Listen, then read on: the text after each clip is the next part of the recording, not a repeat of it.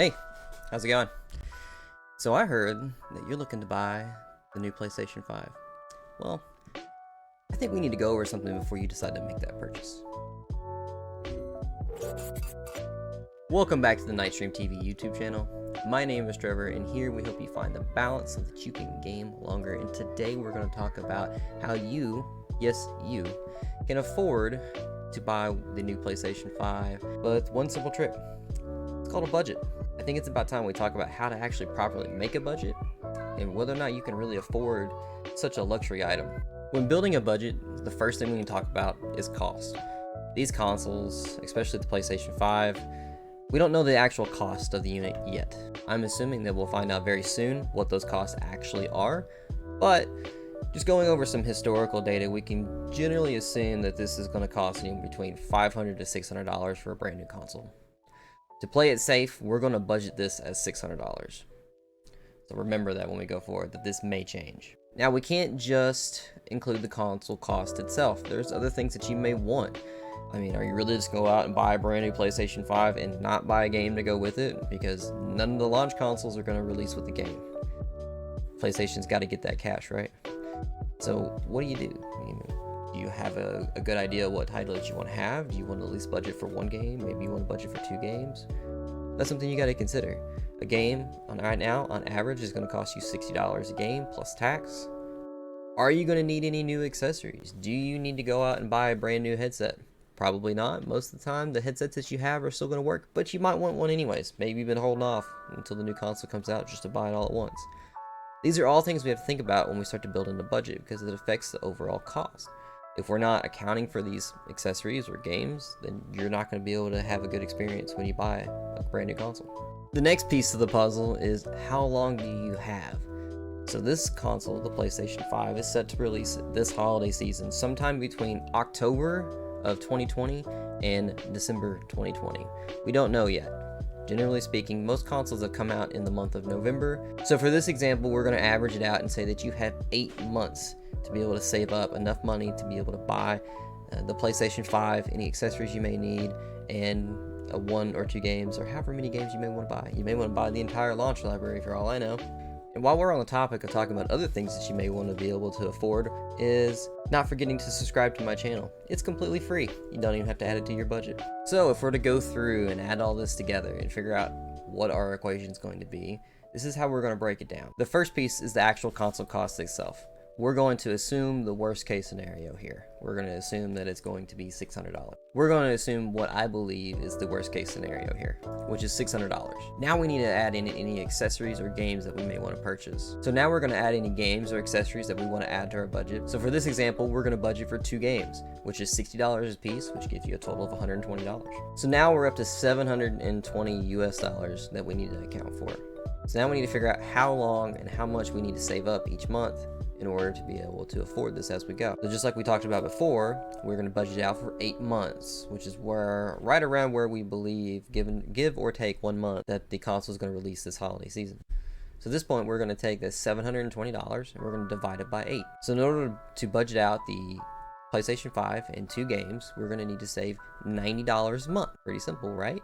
So now you know that you need to take $90 out of your paycheck every single month, set it aside, and you'll be able to make sure that you can afford a PlayStation 5 at release date. Now also remember that this does not include your state taxes.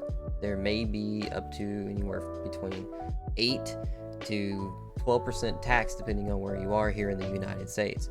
If you live overseas or have a different currency, you may have to do some conversions here. So at this point, you're probably asking me, Trevor, it's great that I know that I need to save $90 a month, but what if I can't afford to take this $90 out of my paycheck every month to set it aside for a PlayStation 5? There are 2 things we need to discuss in order to answer that question for you. Number 1 is, if you are really honestly asking that question, you need to ask yourself if you can actually afford to buy this console. This is a luxury item.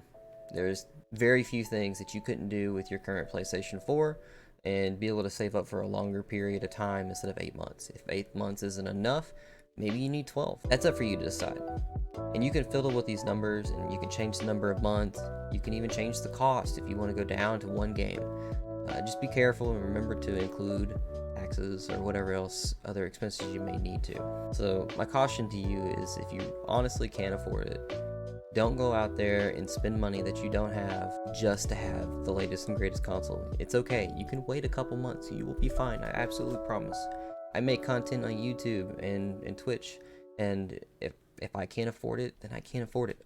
The second point is that there are several ways that you can make some extra cash on the side. You don't have to take money out of your paycheck. You don't have to take money away from your family or anybody else. There are several things that I have some solutions to that may help you. So let's go into those right now. So the first way you may be able to find some extra cash is by cutting out some of the frivolous expenses that you already have. If you're like me, I really love coffee. I spend a lot of money on coffee. I spend anywhere from probably $45 to $60 a month just on coffee alone.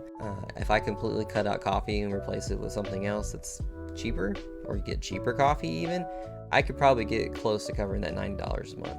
Just being honest. So the one caveat to this is, if you really need to cut costs and be able to afford this, you have to know where you can actually cut the cost. You need to do an actual budget for your family and for whatever it may be, you and your roommates, or even if it's just you. These are things that you need to consider, because if you don't know what your expenses are, how are you going to know where to cut? So kind of keep that in mind. That may not be the easiest way to do it, but I know a lot of people go out to eat 1 to 2 times a week or more sometimes. I cut back in my family. My wife and my kids, we used to go out to eat anywhere from probably 3 to 4 times a week, and we cut it back down to 1. Now we've cut it down even farther, just to be able to have the extra cash. Where to find the money? Number 2, sell your old stuff. That's one that everybody should be able to do. You can sell it on eBay. You can sell it on Amazon. You can even go into stores and sell them, which right now is, I know, really hard to do, considering we are all on quarantine in most places around the world. But hey, a lot of people can still buy things from eBay and have it shipped directly to their house and be able to get stuff at a reasonable discount. Nice thing is you get paid for it. That old PlayStation 4 you got lying around, or Xbox One, Xbox One X, an old computer you may have, there's somebody out there who would like to use it in some way, shape, or form. Maybe they can't afford to have the latest console, but they would rather have an older one that can play the majority of the games they want to play. And the good thing about it is, like, they get something that they can use and enjoy, while you get to keep some extra cash and put it back for your PlayStation 5. And the third way that you can find some extra cash laying around is you can actually go and sell services. By this I mean, if you know how to edit video, if you know how to fix a door, if you know how to do handy stuff around the house, or you can clean really well, or really just about anything you can possibly think of, there's somebody who needs a service done. Me personally, I don't do this anymore. I used to do phone and computer repairs. I've kind of cut back on that because I really want to focus on YouTube, but it was a way that I could easily make some extra cash. I used to go out and make anywhere from $20 to $50 profit every time I would work on a computer or repair a broken phone, depending on the cost of materials going into it. So hopefully you guys got something out of this video. I wanted to go over how to actually make a budget. What's the key things for these? What are the key things you need to remember when you're creating your budget for your brand new gaming console or gaming computer or anything else? All this information is interchangeable with anything that you can think of. And really, honestly, it was just a quick little video that I wanted to put out to follow up my last video where I talked about the difference between the PlayStation 5 and Xbox Series X specifications and what you really need to know about it. If you haven't seen that video, you can actually check it out here. And don't forget to come by and follow me on twitch.tv or subscribe to me on YouTube. Thank you so much. You guys have a good rest of the day.